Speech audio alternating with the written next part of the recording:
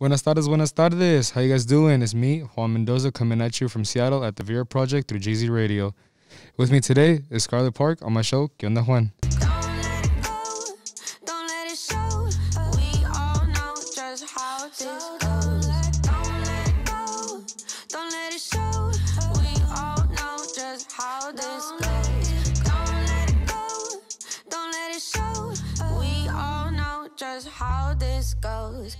How you doing, Scarlett?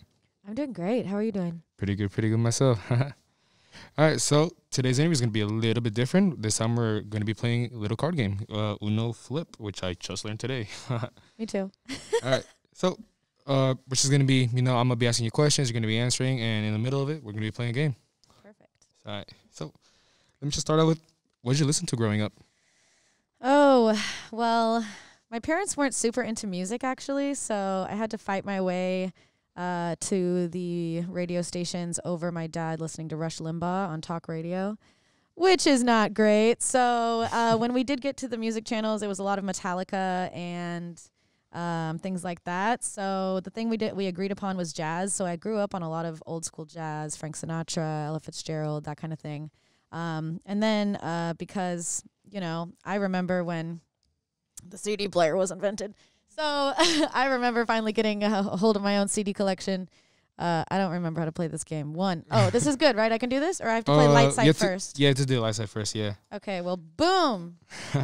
So out of the music you said you were listening to growing up, what do you feel like inspired you the most to sing now and like the type of music that you're streaming and stuff? I mean, I am definitely forever a jazz head. I love jazz of all types, like just instrumentals, just vocals, like jazz groups, which I used to sing in a vocal jazz group. So then I did like that kind of transitioned into blues when I first started playing. Oh, what'd you just do there? I just flipped it. Why? I don't get it. I'm gonna lose. I don't know the rules. This is unfair. I'm still learning too. It's all good. I'm just kidding. Yeah, and then so I've kind of always incorporated jazz into whatever genre I'm singing. And I've sang genres all the way from like opera. So I did a couple of years of opera training when I was 12 to 14, and then I was like, this isn't for me.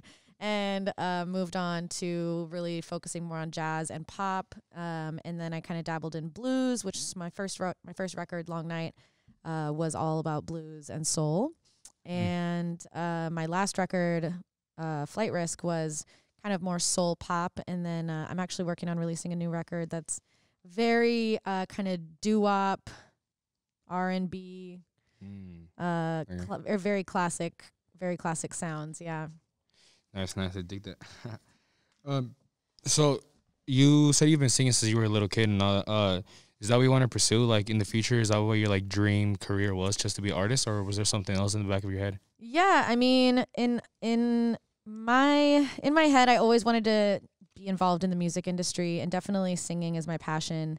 And it's singing has led me to so many amazing things that I never knew that I would do. I've dabbled in just about everything except for finance, because that's just not my bag. But I mean, now I own a business. It's called Park Ave, and it is all about empowering artists and creatives to embrace independence and become entrepreneurs and have a business mind in a world that wasn't always built for creatives. And so I'm really pushing for a creative renaissance. And putting the power back in artists' hands. So that's kind of where music has led me. And music I will always do, and I'm always doing it, and I'll continue releasing albums. But it's kind of led me on this path of a revolution. Nice. So out of all the artists that you've ever like teamed up with, like what's your like top 3 favorite, like, oh, I love cooperating with them? Oh, collaborating? Yeah. Oh, let's see, like definitely P. Cruz. He's going to be producing this whole next record. He's a phenomenal artist that the world is yet to discover, because he is perfecting his debut album right now, but you'll definitely hear about him. Definitely Sakari is another artist that I met down in LA, who's just kind of blowing my mind right now as well. And And then also said, we haven't worked together like on one of my own songs, but we've jammed a lot and talked a lot about music. And like, I already know that I'm going to love collaborating when it happens. You know, it's just, we're having that build up kind of moment right now where we're figuring out how we're going to best work together.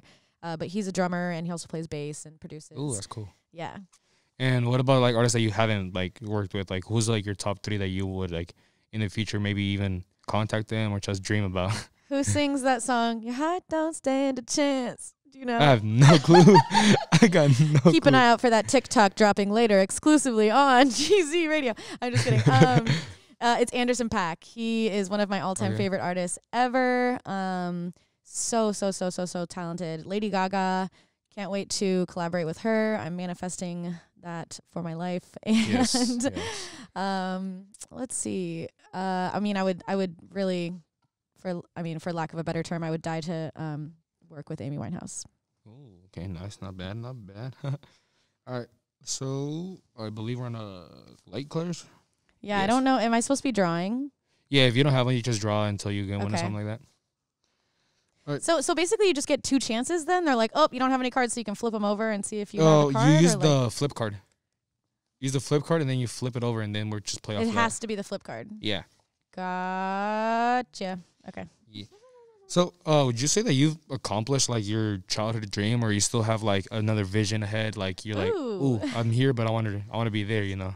I actually feel like I am living my childhood dream right now. And it's the first time in my life I've ever been able to say that. And it's been the scariest ride of my entire life. But, you know, I really can say that all the sacrifices and all the hard work and all of the doubt, the insecurity, the whatever, not knowing where you're going, like it all does like lead to somewhere. And I feel like I'm just starting that, you know, like now I'm the people I'm working with and the things I'm doing are things I've always wished that I would be doing and never thought I would actually make it there. And, so yeah, I guess like lightly I would answer yes to that because I'm just starting to feel that way. Okay. I wouldn't say like, yeah, I've made it, but like I feel so good about sticking with it, because it definitely hasn't been an overnight thing. Yeah.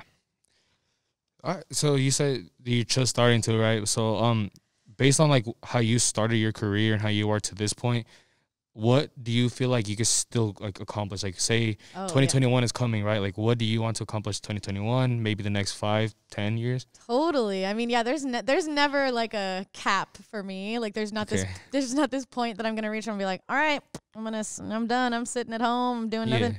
I'm always discovering new things about myself and things that I like to do and, you know, things that push me forward. And I guess like my current goal is to make Park Ave a national household name for independent artists, and have that be a really the go-to place for them to get inspired and empowered to become the business savvy and entrepreneur that they should and can be. I mean, and obviously, like, I'm definitely going to win a Grammy in the next couple years. I'm just putting that out there. I actually had a Grammy manifestation party with a couple of my friends in LA recently where we all got dressed up and had a red carpet, and it's quarantine, you know, so it was just at their apartment, but we all got super dressed up and like, they had like a crowd sound in the background when we walked in, and we all took turns accepting our Grammys and like giving our Grammy acceptance speeches.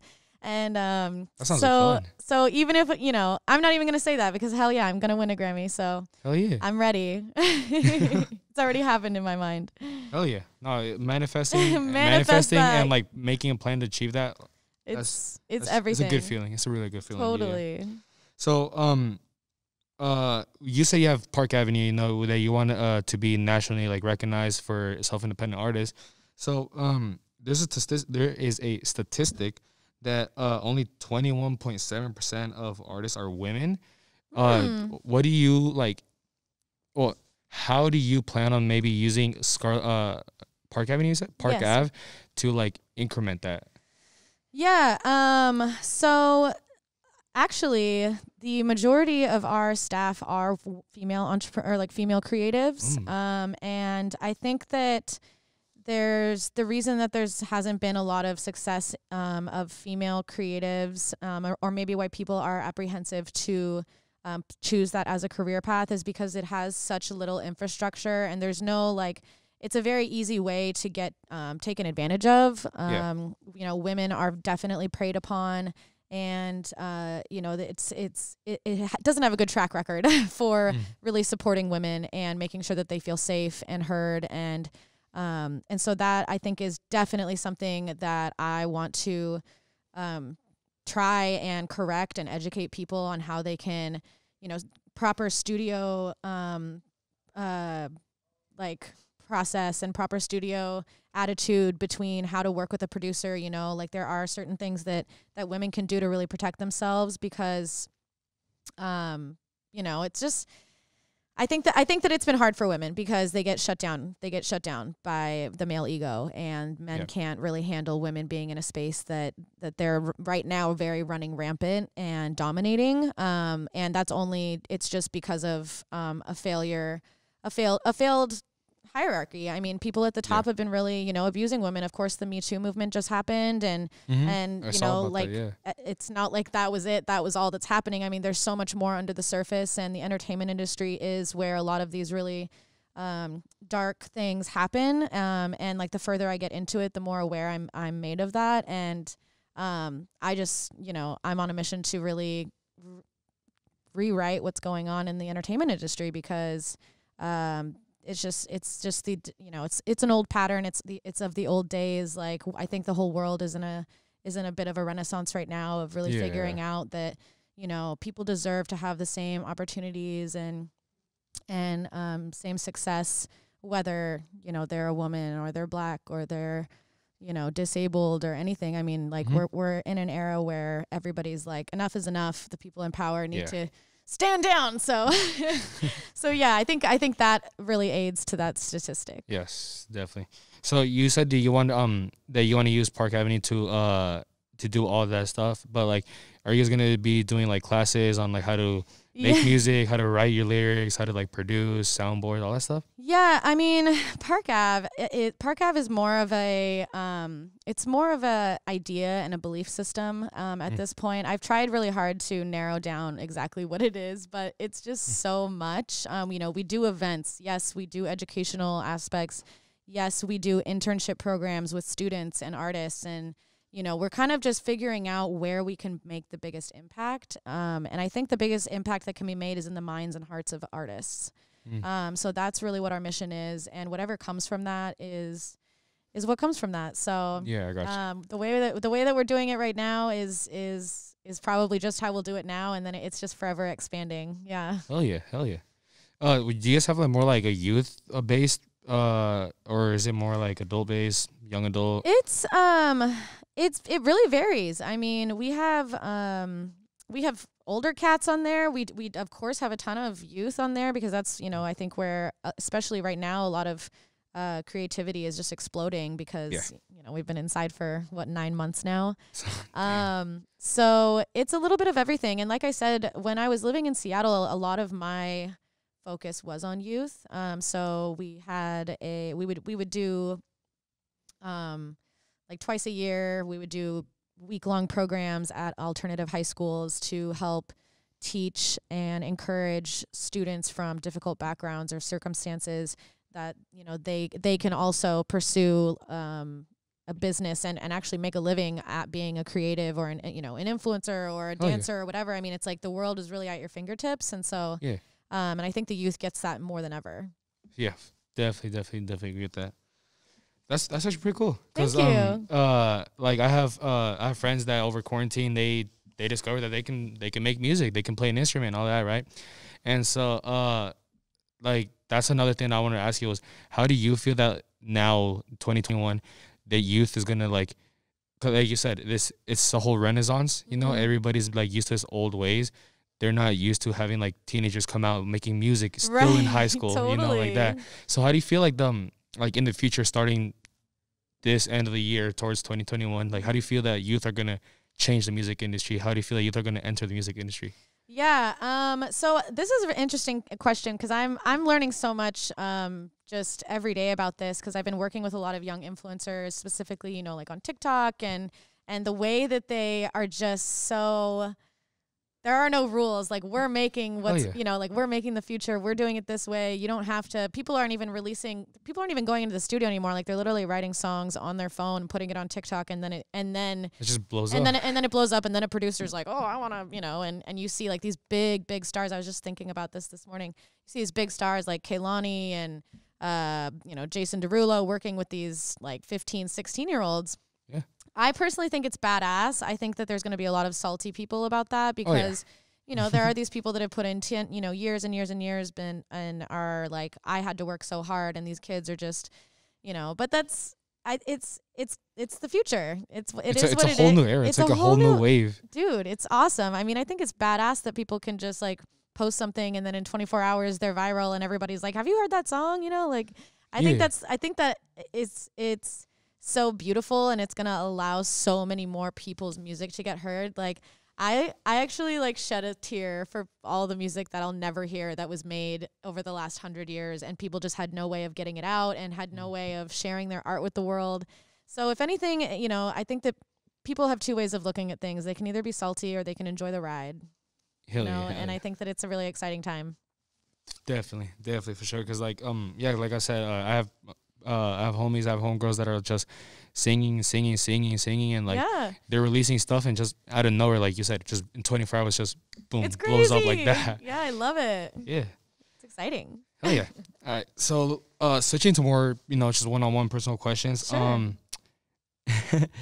Tell us about playing at the Nectar Lounge on Mojam Mondays. Oh, yeah, man. Those were the days back when we could just all share the same mic and be all sweaty and dancing.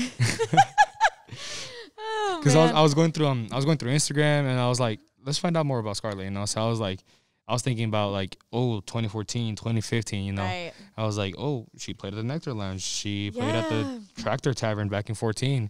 Yeah. Stuff like that. How was that? It was amazing. I think I've played at except for the Paramount. I've played and like the Showbox Market. I think I've played at almost every venue in Seattle. And like the Nectar Mojams was just always that place that I went to meet the music community. Like at least when it first started, I don't know. Like obviously I moved and I don't know what's really happened since then, but that was the place. I mean, you would go there, and that's also what really kind of inspired me of that feeling about Park Ave. I was like, I want to have that feeling where like I'm in a room full of people that are like badass, you know, like all these people here, they all go up there. I mean, it was just so cool because there's nothing, I'm from a small town. And so there wasn't really any live jams like that or anything. And it was so cool that you could be like, all right, you're on drums, you're on guitar, you're on bass, you're singing. So it's not even like this person's coming at this time, they're playing. It's just like you're on. Yeah. I mean, they like it when it started to get really busy, they started to have kind of a schedule. But even then it was very much like,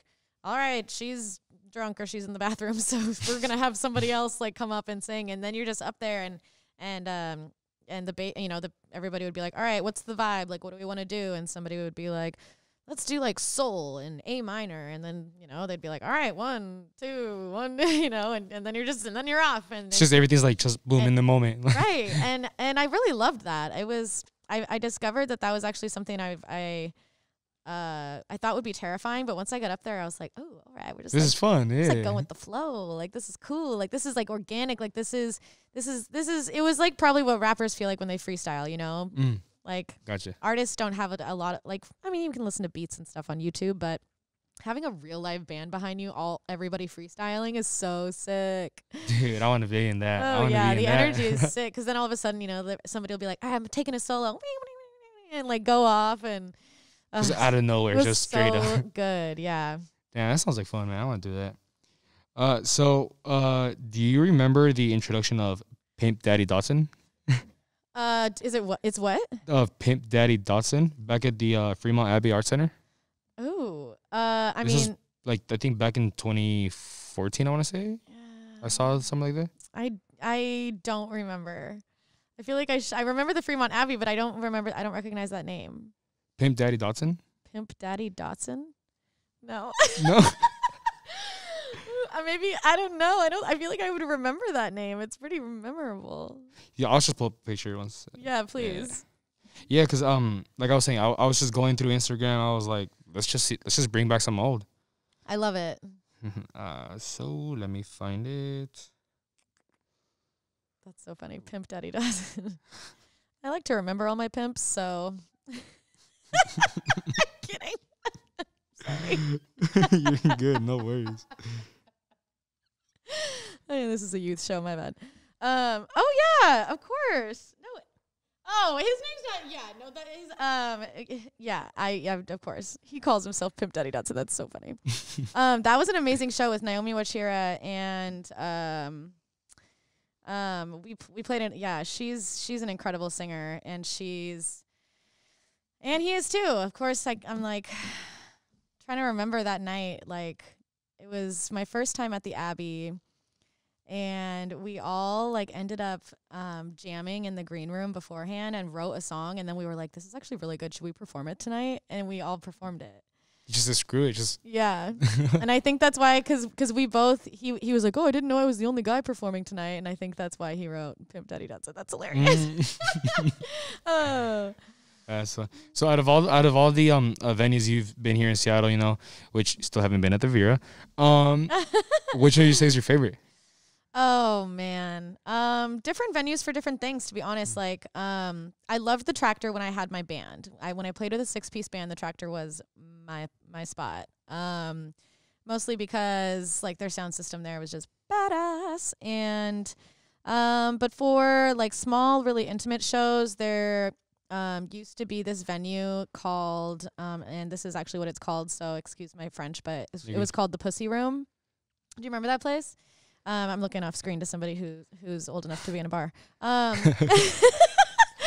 So but it was this really cool room where it was like you could fit maybe 30 people in there, and like you walk through, it's like all velvet, and it's just this like, you know, it's like the shape, and you walk through the velvet, and then it's just all velvet walls, velvet tables, and this tiny little stage for like 2 people.